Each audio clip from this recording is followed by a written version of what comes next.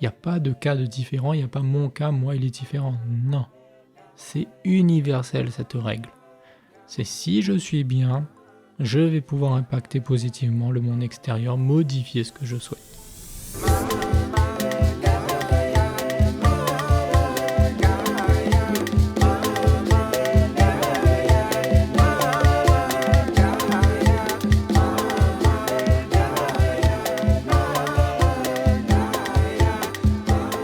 Salut et bienvenue sur le podcast Harmoniser sa vie. Je suis Gaël Salézy, créateur du mouvement harmonisateur de vie. Mon but, permettre à chacun de ramener de l'harmonie dans sa vie en osant être pleinement soi et se libérer de tous les masques qui freinent son épanouissement. Je crois fortement que le monde sera en paix et en harmonie lorsque chaque être humain vivra en incarnant son véritable soi. Le mouvement harmonisateur de vie a donc pour but d'aider toutes les personnes qui aujourd'hui sont conscientes qu'elles sont sur la Terre pour une raison précise et qui souhaitent se mettre en accord avec cette destinée. J'ai créé le podcast Harmoniser sa vie dans lequel je partage les concepts clés en développement personnel et spirituel pour vous permettre de faciliter cette transition. On est jeudi et le jeudi, on parle de incarner ses valeurs. Suite à l'interview de Nakash qui nous parlait d'incarner la paix intérieure, je vous fais ce jeudi mon retour pour vous donner quelques tips, approfondir un peu quelques idées que Nakash a pu évoquer et je vais vous donner des pistes concrètes pour pouvoir justement développer certains des points qu'a abordé Nakash. On commence tout de suite à rentrer dans le vif du sujet avec la notion de développer la foi. Une des choses qui était vraiment marquante dans le discours de Nakash, c'est que c'est une personne qui a une foi inébranlable en sa réussite. Lorsqu'il se fixe un objectif, il y croit à 3000% qu'il va y arriver. Mais il y a une chose que j'ai beaucoup aimée dans le discours de Nakash, c'est qu'à aucun moment il nous a dit qu'il sait comment il va y arriver et que le chemin va être celui qu'il a fixé depuis le début. Il est très flexible sur la manière d'arriver à l'objectif, pourtant il sait qu'il y arrivera. Il a cette foi que s'il doit changer de chemin pour arriver à son objectif, il le fera et qu'il sera guidé pour cela. Ça m'a fait beaucoup penser à une phrase que j'avais entendue de la Ligue des optimistes qui disait que dans la vie, il faut être pessimiste de chemin et optimiste de but. Je répète cette phrase parce que je la trouve mais tellement puissante quand on se l'intègre vraiment. Il faut être pessimiste de chemin et optimiste de but. Cela signifie que dans la vie, il faut se dire que mon but, j'y arriverai et c'est sûr et certain que je vais y arriver. Je suis optimiste là-dessus. Je ne vois que des bonnes choses sur l'atteinte de mon but. Par contre, sur le chemin qui va m'amener à ce but, oh là là là là, ça va être compliqué, ça va être difficile, il va y avoir énormément d'embûches, ça va être un véritable calvaire. On est pessimiste à fond là-dessus. En ayant cet état d'esprit-là, lorsqu'on sait qu'on va y arriver malgré que c'est difficile, eh bien si dès le départ on se pose dans ces conditions-là, on se prépare en fait. On va se donner à 3000%, on va aller chercher toutes les ressources possibles et inimaginables pour y arriver. Parce que si on est optimiste de chemin, on se dit que ok, ça va être facile, ça va être une partie de plaisir. À la moindre difficulté, qu'est-ce qui va se passer ? Déception et on va abandonner. Par contre, si on est pessimiste de chemin, dès le départ, qu'on se dit que ça va être difficile et qu'on avance sur le chemin et c'est facile, zéro déception.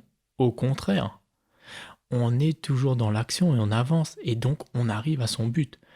Et si c'est encore plus facile qu'on le pensait, bingo, on a tout gagné, on n'a rien perdu. Donc l'idée, elle est vraiment celle-là. Et c'est ce que j'ai beaucoup aimé dans le discours de Nakash, c'est qu'il a bien intégré cela dans sa vie personnelle et professionnelle. Quand il nous expliquait justement la difficulté qu'il a pu avoir avec son entreprise, qu'il a dû réajuster son business model pour pouvoir faire face aux différentes crises, eh bien il l'a fait. Il n'y a pas de souci. Il sait pourquoi il est dans son entreprise, il sait quels sont les buts, il a un cap qui est fixé. Il doit atteindre ce but-là. Eh bien, il le fera. Et s'il doit modifier sur le chemin les actions, il va le faire. Et il nous parlait avec énormément de conviction. Ce que j'adore dans les interviews, c'est vraiment que les personnes, c'est pas simplement qu'elles nous disent c'est de la théorie. On voit qu'elles l'ont appliqué dans leur vie. On voit que c'est quelque chose qu'elles vivent au quotidien, qu'elles ont déjà eu des expériences qui leur ont démontré ce qu'elles affirment. C'est pas simplement j'ai lu un bouquin de développement personnel ou de management ou de leadership ou sur la réussite qui permet de nous dire ok, fais ça, ça, ça et tu y arriveras. Non, personne n'a expérimenté, on fait. Et on le sent dans leur voix. Et clairement avec Nakash, c'est ce que j'ai adoré. C'est qu'il nous a montré vraiment que cette foi qu'il a en lui, eh bien aujourd'hui, c'est parce que c'est le fruit de mûres expériences, de nombreuses expériences. Donc, première chose que je voulais aussi moi développer et vous vraiment approfondir là-dedans, c'est cette notion d'être pessimiste de chemin, optimiste de but, et parce que je crois énormément en cela aussi, et je suis tout à fait d'accord avec Nakash que cette foi, justement notre but, est une des clés de la réussite. Donc, comment est-ce que concrètement on peut faire ça? Comment est-ce que l'on peut justement devenir quelqu'un de pessimiste de chemin et optimiste de but? Comment est-ce que l'on peut développer cette foi? Eh bien moi je vous invite à vous poser une question et à y répondre, et prendre le temps nécessaire pour répondre à cette question-là. La question c'est, qu'est-ce que je suis prêt à faire même si cela me prendra une vie entière à l'atteindre? Je répète la question. Qu'est-ce que je suis prêt à faire, même si cela me prendra toute ma vie entière pour l'atteindre? Et cette chose, pour moi, elle est vraiment primordiale. Si je vous donne mon exemple, c'est ma quête de l'harmonie, par exemple. Aujourd'hui, vraiment, je me dis que travailler chaque jour quotidiennement à devenir et apporter un peu plus d'harmonie dans ma vie, je pense que ça prendra une vie entière et que j'ai même l'idée et presque la conviction qu'une vie entière n'est pas nécessaire. Ayant une croyance en la réincarnation, bien sûr, je me dis que de toute manière, après la mort, j'aurai encore énormément de possibilités pour l'atteindre, mais qu'un jour, une version de moi-même atteindra cette harmonie. Et c'est tout. Et je me dis que là-dessus, le chemin qui va me mener, bien sûr, il sera difficile, bien sûr que c'est complexe. Mais pourtant, j'ai envie de le faire. Et j'y arriverai et je le ferai. Je sais au fond de moi-même, j'y arriverai parce que cette chose-là, eh bien, c'est mon but, en fait, principal. Et si on regarde bien, ça nous amène aussi à cette notion de valeur. Pour moi, l'harmonie est une valeur. La quête d'une valeur. La quête que Nakash nous disait de la paix intérieure. Chaque jour, il a mis en place justement un style de vie, un mode de vie qui lui permet justement de se rapprocher de plus en plus et d'incarner de plus en plus cette paix intérieure. Développez cela. Identifiez votre valeur et faites en sorte chaque jour de vous dire qu'est-ce que je peux faire quotidiennement dans ma vie pour me rapprocher un peu plus de ma valeur. Et vous allez voir que ça va justement vous aider à devenir optimiste de but et pessimiste de chemin. Le deuxième tips que je souhaitais partager, c'était sur la notion de viser la qualité plutôt que la quantité. Cela aussi, Nakash nous l'a dit lorsqu'il nous a parlé justement des difficultés qu'il a pu avoir, qu'à certains moments, ce qui a fait qu'il passe d'un Nakash qui était comme une cocotte minute, qui pouvait éparpiller son énergie, à un Nakash beaucoup plus ancré, beaucoup plus aligné, qui se sent en paix en intérieur, ça a été justement d'aller viser la qualité plutôt que la quantité. Il a mis en place des actions qui étaient ciblées, concentrées, des choses où lui-même il a dit que ce n'était pas des gros changements, mais c'était le bon changement, et il a surtout maximisé ces actions-là. il a mis plus d'énergie dans certaines actions et c'est là où le résultat était bien plus grand. Et pour moi, cette notion-là, elle est super importante dans le développement personnel, dans la recherche d'harmonie dans sa vie aussi. C'est justement d'aller cibler, d'aller chercher vraiment l'essence, la quintessence de quelque chose. L'idée pour moi, elle est qu'en développement personnel, on essaye de chercher vraiment les pensées les plus lumineuses, les émotions les plus lumineuses, les actions les plus lumineuses. Je parle de luminosité, mais ça peut être d'harmonie, de bien-être, de joie, d'amour, mais vraiment quelque chose qui pour vous est ciblé là-dessus. Et pour moi, c'est un peu pour comprendre en fait quel est l'intérêt de faire ça. Pourquoi est-ce qu'on vise plus la qualité plutôt que la quantité? Eh bien, l'image qui pour moi exprime au mieux cela, c'est la création des huiles essentielles. Pour vous donner un exemple, si on prend l'huile essentielle de Damas, enfin l'huile essentielle de rose de Damas, pardon, il faut savoir qu'il faut 4000 kilos de pétales de rose. Ça représente à peu près 1 hectare entier de rosier pour pouvoir obtenir 1 kilo d'huile essentielle. Donc 4000 kilos de pétales de rose pour obtenir 1 kilo d'huile essentielle. Je vous laisse juste imaginer en termes de superficie ce que ça fait. Comme je vous le dis, c'est 1 hectare de rosier. Imaginez, c'est quoi 1 hectare? 1000 km². Comparé à une bouteille d'1 litre. Pour faire 1 kilo, enfin j'imagine que c'est un peu plus qu'une bouteille d'1 litre, mais peut-être un pot. Vous voyez, un seau. Vous imaginez la place que cela prend, un seau comparé à 1 hectare de rosier? Eh bien, dites-vous que dans votre vie actuelle, il y a énormément de choses qui prennent de la place inutile. C'est-à-dire qu'en quantité, vous avez beaucoup de choses, que ce soit au niveau physique, que ce soit au niveau de vos pensées. Vous avez des milliers de pensées dans votre tête et la majorité sont inutiles. Au niveau des émotions aussi, vous ressentez plein d'émotions qui peut-être n'ont pas lieu d'être là en fait, que c'est des émotions qui sont passées, qui datent depuis 15 ans, vous avez cette même émotion qui est bloquée à l'intérieur de vous et qu'elle ne demande qu'à être enlevée. Eh bien, on doit arriver à faire la même chose, à distiller justement ce qu'il y a à l'intérieur de nous afin d'en garder que la quintessence. Je fais le tri dans mes pensées afin de trouver et de garder uniquement les pensées qui me permettent, moi, de me développer pleinement et d'être aligné avec qui je suis réellement. Je ne conserve que les émotions qui justement génèrent cet alignement et me permettent d'être qui je suis. Je ne conserve que les actions et que les biens matériels qui contribuent justement à ce bien-être. Je distille, je trie. Eh bien, c'est ce point qui est super important. Et pourquoi j'ai pris l'exemple d'huile essentielle? J'aurais pu prendre l'exemple de plein de choses. Parce que l'huile essentielle garde la vertu. C'est-à-dire qu'on passe de 4000 kg de pétales de rose à 1 kg d'huile essentielle. Pourtant, le pouvoir qu'a cette huile essentielle-là est aussi grand que celui que 4000 kg de pétales. Elle a les mêmes vertus, elle a le même pouvoir de justement améliorer notre santé, apporter justement une réénergisation. Je ne vais pas développer ce que permet de faire l'huile essentielle de rose de Damas. Elle a énormément de vertus, que ce soit au niveau cosmétique ou au niveau bien-être. Là-dessus, je vous invite à vous faire vos recherches. Mais gardons en tête que c'est le but des huiles essentielles. C'est d'aller chercher justement ce qu'il y a. Donc avec quelque chose qui est beaucoup moindre en quantité, on a les mêmes bénéfices. On a le même pouvoir.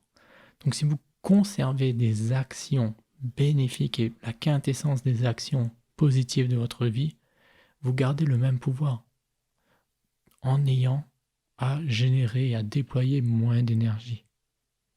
Vous aurez le même résultat. En ayant moins de choses à faire, vous auriez les mêmes résultats, voire plus de résultats. Donc, c'est vraiment cette notion-là que je voulais vous développer à travers cette petite analogie, cette métaphore de l'huile essentielle, de voir justement notre être, d'aller chercher la quintessence dans ce que l'on fait, dans ce que l'on pense, dans ce que l'on ressent. Le troisième tips que m'a inspiré l'interview de Nakash, c'est de ne pas attendre que l'extérieur soit parfait pour être bien. Nakash, il me semble, l'avait formulé de cette manière-là, ne pas attendre que l'extérieur soit bien pour être bien. Et on entend souvent cette phrase-là. Et on a tendance souvent à se perdre dans justement cette fausse croyance-là. C'est quand j'aurai quelque chose que je serai bien. Si on est célibataire et qu'on est à la recherche du grand amour, on va se dire quand j'aurai trouvé l'homme ou la femme de ma vie, je serai bien. Quand j'aurai trouvé le métier de mes rêves, je serai bien. Quand j'aurai des enfants, je serai bien. Quand j'aurai plus d'argent, je serai bien. Seulement, il y a une énorme faille dans ce mode de pensée, c'est que nous donnons du pouvoir à quelque chose d'extérieur à nous. C'est comme si nous donnons le pouvoir d'être heureux à quelque chose qui est extérieur à nous-mêmes. C'est-à-dire qu'on dit, si je vais avoir mon compagnon ou une compagne, c'est à ce moment-là que je serai heureux. Donc en gros, le pouvoir de notre joie de vivre et de notre bonheur dépend de cette personne-là. Quand j'aurai des enfants, je serai heureuse ou heureux. Cela dépend d'eux. C'est-à-dire que on a donné le pouvoir aux enfants sur notre bien-être. On a donné le pouvoir à l'argent sur notre bien-être. On a donné le pouvoir à un métier sur notre bien-être. Et l'idée clé, en fait, quand on dit ne pas attendre que l'extérieur soit parfait pour être bien, c'est de reprendre ce pouvoir-là. De se dire non, je veux être bien et donc je suis bien là maintenant. On rechange, on va dire, le sens des choses. Ce n'est plus l'extérieur qui va faire que je sois bien, mais c'est mon intérieur qui d'abord est bien et ensuite va influencer l'extérieur. Et donc pour moi, c'est vraiment remettre les choses dans le bon sens. C'est-à-dire que être bien, c'est une cause, ce n'est pas une conséquence.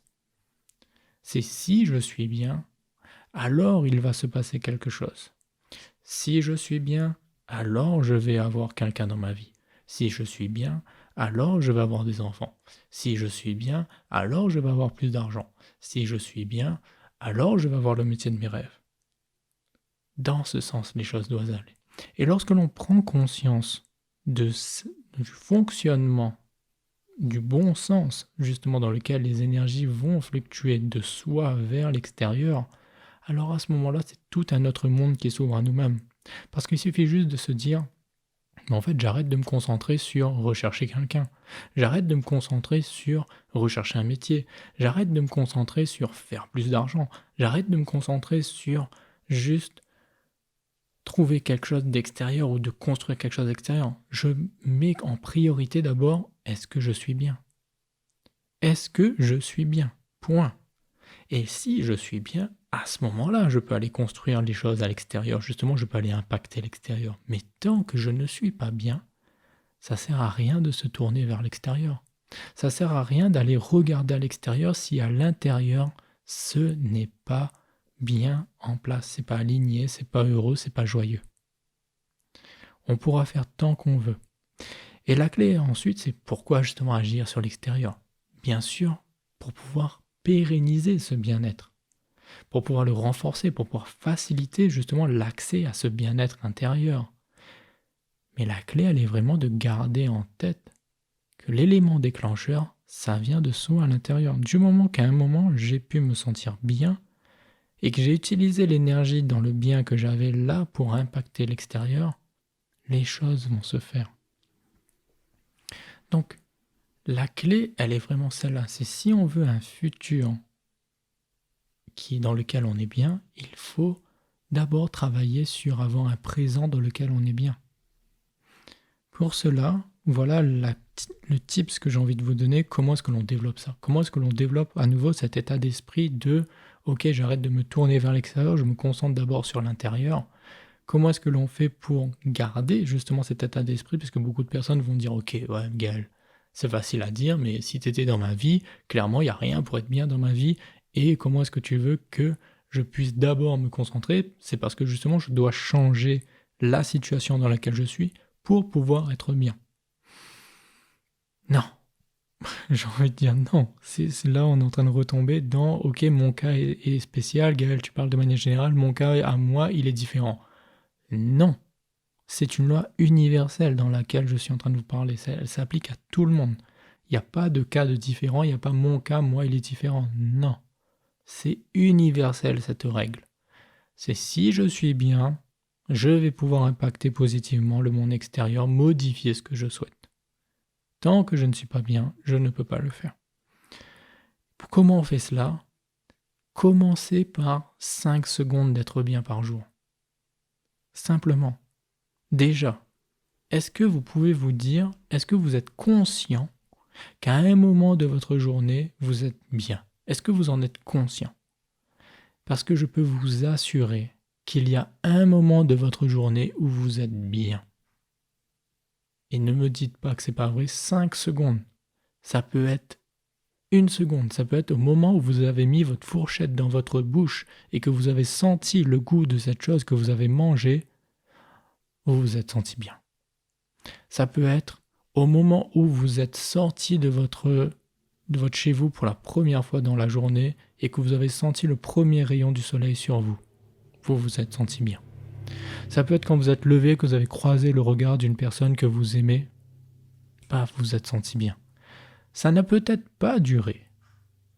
Oui. Mais vous avez eu un moment où vous étiez bien. Eh bien, la clé que je souhaite vous partager là, c'est vraiment faites durer ce moment-là. Quand vous l'avez identifié, dites-vous, ah, aujourd'hui j'ai eu 2 secondes, j'étais bien.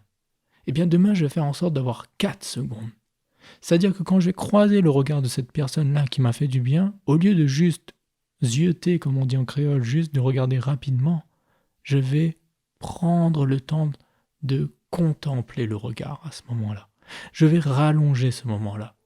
Au lieu de la regarder juste furtivement, je vais la regarder pendant 5-10 secondes, cette personne-là, et m'imprégner encore plus de ce bien-être. Et au fur et à mesure où vous faites ça, vous augmentez. Vous passez de 10 secondes à 20 secondes, de 20 secondes à 1 minute, d'1 minute à 2 minutes, de 2 minutes à 5, puis à 10, puis à 20, puis à 30, puis à 40, puis à 1 heure, puis à 2 heures, puis pour un moment arriver à des heures dans lesquelles vous vous sentez en plénitude. Et vous verrez que juste en faisant ce changement-là, et je ne vous parle même pas de mettre des objectifs en place ou quoi que ce soit, juste de changer cela, vous allez voir à quel point votre vie va se modifier d'elle-même. Sans que vous ne choisissez, vous ne décidez quoi que ce soit. Vous allez voir comment il y a des choses qui vont se modifier par elles-mêmes. Vous aurez l'impression de vivre dans un monde différent. Comme si les gens autour de vous vont agir différemment. Comme si des opportunités vont apparaître sans que vous vous en rendiez compte. Simplement parce que vous aurez pris le temps d'augmenter le nombre de moments, la quantité justement de bien-être dans votre journée. Vous aurez maximisé ces moments-là. Vous aurez justement cherché la quintessence de votre bien-être et vous aurez donc enlevé le superflu, c'est-à-dire les moments pendant lesquels vous n'êtes pas bien. À nouveau. Voilà. Je prends un moment de pause pour bien faire descendre ce que je viens de dire, pour bien assimiler cela. En tout cas, j'espère que ce podcast vous a apporté de belles inspirations. Je vais résumer un peu ce que j'ai dit. Les 3 tips, c'était de développer sa foi, de viser la quantité plutôt que la quantité, et de ne pas attendre que l'extérieur soit parfait pour être heureux. Ce sont 3 points que Nakash a partagés, que j'ai souhaité approfondir et surtout vous donner des clés concrètes. Comment est-ce que l'on fait pour justement développer cet état d'esprit? J'espère que vous avez pu en tirer quelque chose de bénéfique. Comme je le dis à chaque fois, parmi tous les mots que j'ai pu partager avec vous, s'il y en a qui ont résumé plus que d'autres avec vous, gardez cela. Prenez cela. Méditez sur ces points-là. Répétez-les-vous. Le reste, prenez, jetez à la poubelle. C'est pas grave. Lorsque le moment viendra, vous retomberez sur les bonnes paroles dont vous avez besoin d'entendre et ça sera sous une autre forme. S'il y a un point qui était important, vous l'avez capté, gardez-le. Ne laissez pas d'autres choses venir vous embrouiller, triez les informations, toujours triez vos informations. Et de même, si vous avez pu vous en tirer quelque chose de bénéfique et que vous pensez que ça peut être aussi une belle inspiration pour un de vos amis ou un membre de votre famille, une personne que vous aimez, partagez-lui le podcast aussi. Envoyez-lui aussi un petit peu d'harmonie, comme j'aime le dire. D'ici là, moi, je vais continuer à enregistrer le prochain podcast aussi, qui sera dès lundi. Et d'ici là, moi, je vous souhaite à tous une merveilleuse journée, un très beau week-end. Prenez soin de vous. On se donne rendez-vous dès lundi pour un peu plus d'harmonie au niveau développement personnel et spirituel. Et jeudi de la semaine prochaine, une nouvelle interview où là, je vous à nouveau présenterai une personne qui, pour moi, développe une merveilleuse valeur qui est celle de la tolérance. Je n'en dis pas plus. Je vous donne rendez-vous jeudi prochain pour cela. Et d'ici là, prenez soin de vous et surtout, n'allez jamais à l'encontre de ce que vous dit votre cœur. Bye bye. Li même gros moment, la cadeau.